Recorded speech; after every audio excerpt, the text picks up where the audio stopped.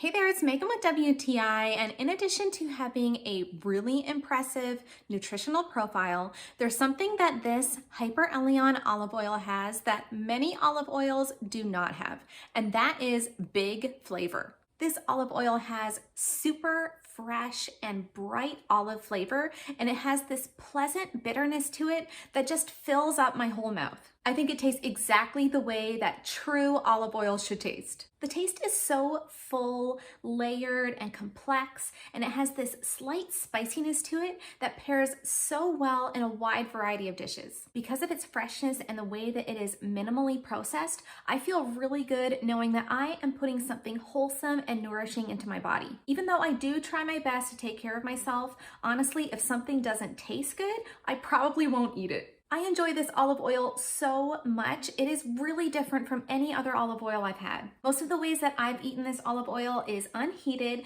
to hang on to that fresh flavor and nutrients, but I also used it for some focaccia bread, and the bread was off the charts good. It's been excellent poured on top of my homemade hummus, poured on poached eggs, and it went great in my simple lemon sauce for fresh pasta.